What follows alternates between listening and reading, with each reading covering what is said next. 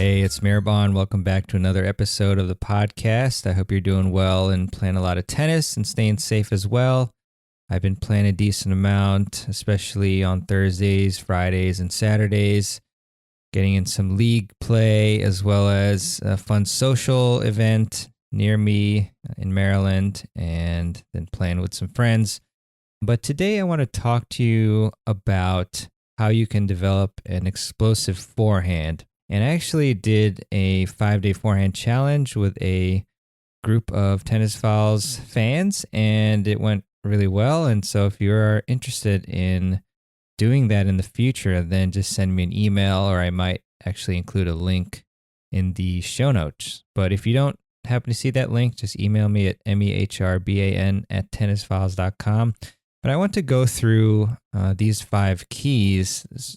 Obviously, strokes can feel complex, and it's important that we are able to break these down into some sort of system so that we can then figure out what area we need to concentrate on to improve so that our forehand or any strokes can become better. And so I've got these 5 for you to concentrate on. And the first one is the unit turn. And the thing with the unit turn is a lot of people do end up executing this incorrectly, which just sets you up for just not a very technically proficient or efficient stroke.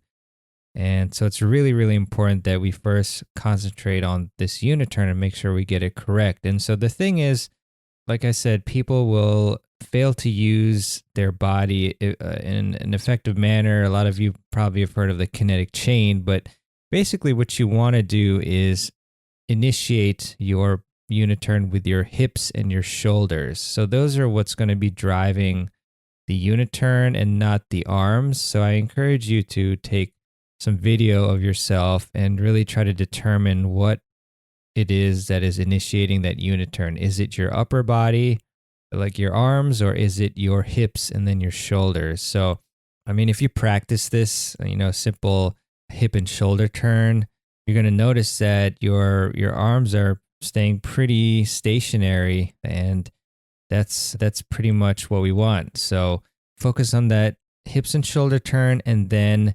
keeping your upper body relaxed, and then loading most of your weight on the back leg and hips. And that's really important too, so you've got the hip and shoulder turn and then the loading on the back leg.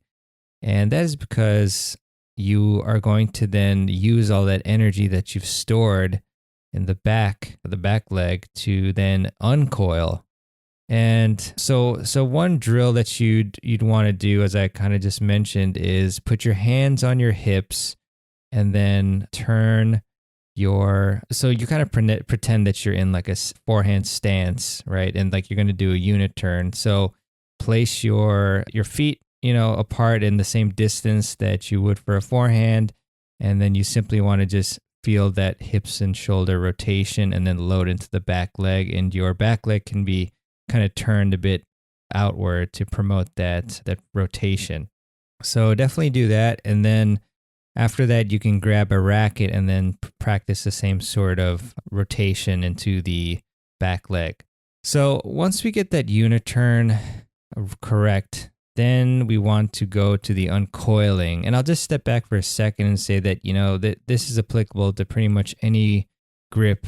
So you might have questions about the grip, but you can really have a powerful forehand with an Eastern grip, a semi-Western, a Western. As long as it's in that acceptable range, you'll be fine. So now onto the uncoiling. And with the uncoiling, you first want to make sure that you let the racket drop on its own to keep your upper body relaxed. And so, if you won't have a question about, the backswing, like how to take it back, it's much better if you keep the racket's head in an upright position, like you'll see most of the players have. I mean, some do take it straight down, but the beauty of taking it back with the grip upright is that your wrist is going to be more relaxed, and then you can let gravity drop the racket on its own. So then for the actual uncoiling part of the stroke is you want to, again,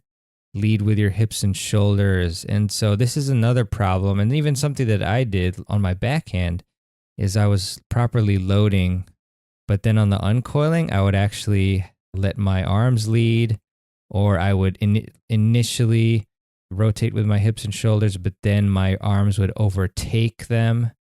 And so you do want to have that feeling of letting the hips and shoulders lead. And the beauty of that is that that's what creates the racket lag, so that, that forces you to then accelerate into the shot at the very last moment, and it'll give you as much power as possible. And so, as I said, just use your hips and shoulders to lead that uncoiling of the body. And you want to make sure your upper body is relaxed. And then the third really important part of the forehand is the contact point. And this will kind of vary depending on the grips.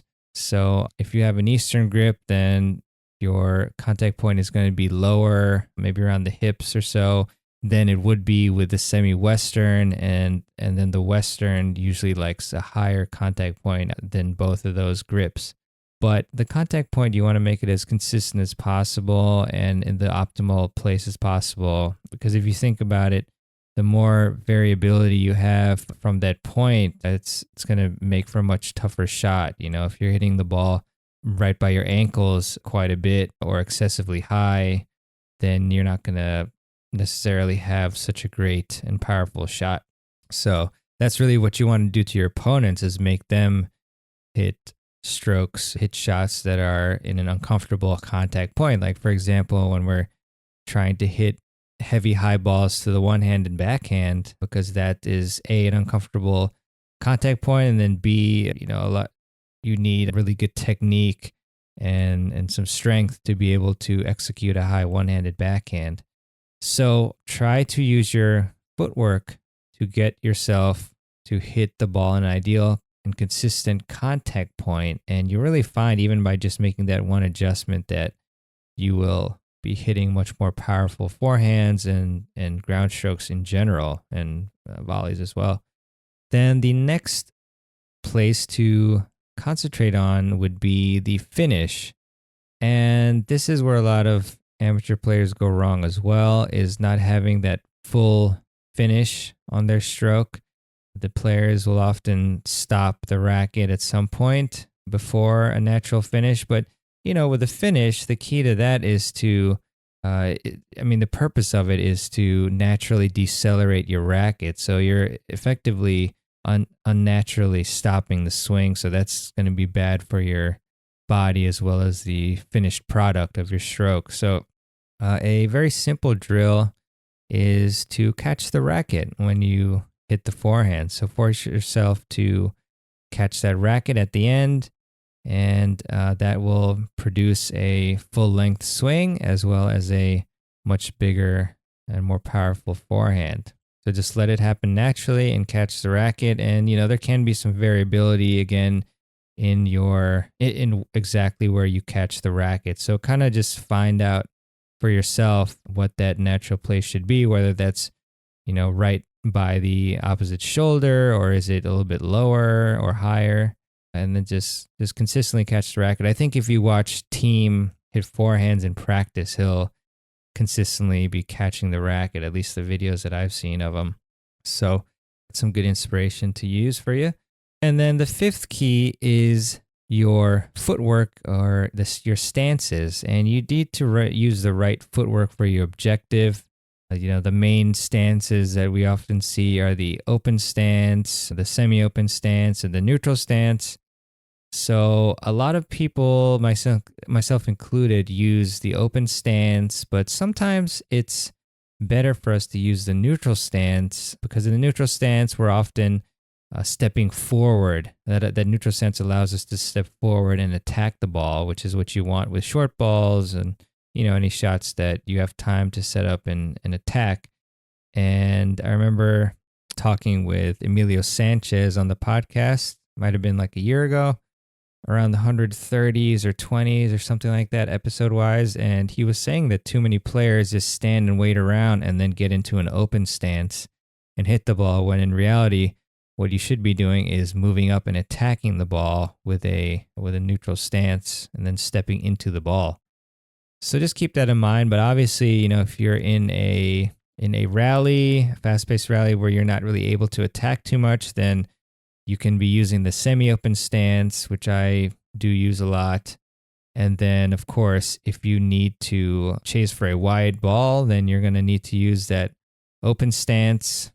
Or say if you're hitting a runaround forehand, inside out forehand, then you probably do want to use that semi-open or open stance. So just try to use the right footwork for you, but you do just want to keep in mind, which of these stances you should be using in the appropriate situation. And of course, you need intense and proper footwork to be able to get in position to hit a more powerful stroke. And you do also want to avoid using too many small steps, because really the goal of footwork is to get to the ball in as few steps as possible. So most of the time, especially if you're a high level player, and you move well, you should be able to pretty much use like no adjustment steps, or maybe a couple, like one or two, but definitely when trying to get to the ball, as few steps as possible, and keep that in mind. And then if really needed, or it's like a windy day or something, then use those adjustment steps. So those are the 5 areas that you want to focus on. Obviously, this podcast episode is a lot shorter than last week's with Claudio Pistolesi, which you should definitely check out. A lot of really great nuggets in that one. That was like 2 hours. This one, I don't know, 20, 30 minutes or something. But I just want to recap the steps and then give you a couple other tips here. So the 5 areas to focus on for an explosive forehand are the unit turn, the uncoiling, and then subsequent acceleration, the contact point, the finish, and then using the appropriate stances and intensity of footwork. So a couple of drills that you'd want to use to even increase your power on your forehand even more is, first off, visualizing that you have to hit 3 balls, because one of the biggest mistakes is just brushing up excessively upwards, because then that'll just give you a ton of topspin, but then no length on the ball and no power. So you do have to kind of find that range that works really well for you. And so if you have to actually hit through 3 balls, or at least imagine you're hitting through 3 balls, that is going to definitely make you hit with more power and pop. And then you do want to also just practice accelerating your racket as fast as you can. And, you can do something like put a plastic bag on your racket and tie it, the racket head, and then swing as fast as you can, or even without the bag as well. And I used to also use like this donut type of thing that you could, not a real donut. I don't think I've had a donut for a while, but one of those where you actually like clip it on your racket, and then you swing. And then if you take it off, you're going to find that you're swinging a lot faster. So, and then you also should be practicing for depth as well. So just as simple as targeting the last few feet of the baseline, or just putting some sort of rope or something to separate, the last few feet of the baseline, if that helps. And yeah, those are pretty much the power acceleration drills that you'd want to try out. So I hope this helped. I hope that it just jogged your mind on how to kind of segment the forehand in terms of the unit turn, uncoiling and acceleration, the contact point, the finish, and then the footwork / stances, and to try to pinpoint which one you need to work on first. But I definitely, if you're not sure, go step by step from the beginning and make sure that you have each one nailed down. So if you do want to join that Forehand Power Challenge in the future, then just send me an email at mehrban@tennisfiles.com, or check out the show notes for a link. Try to put one up, but if I don't, email me. And I would also really appreciate it if you got value from this podcast episode to subscribe to the Tennis Files podcast. Just hit the subscribe button on your podcast app of choice that you use to listen to the show. And I want to leave you with a quote as well. I do not know the author of this quote, but this person said, "Stop beating yourself up. We are all a work in progress." And this is a great quote because I know as tennis players and perfectionists and competitors, we often do beat ourselves up for not winning or not performing as well as we could. I was actually reading some content on Roger Federer recently, and I'll tell you more about that in the coming weeks. I got a really exciting interview for you soon, kind of related to that, but he was always a hothead as when he was a junior player, and so he obviously learned to go away from that, to accept that you're going to fail sometimes, you're not going to be perfect all the time, and to just keep that mindset of improving and fulfilling your potential. So again, thank you so much for listening, and I've got some really great interviews coming up that I'm excited to do. I believe I'm recording a couple this Saturday, and we'll release those very soon. So I look forward to providing you some more great content that way. All right, well, have a great one. Play a lot of tennis, keep improving, and I'll see you on the next episode of the Tennis Files podcast. Take care.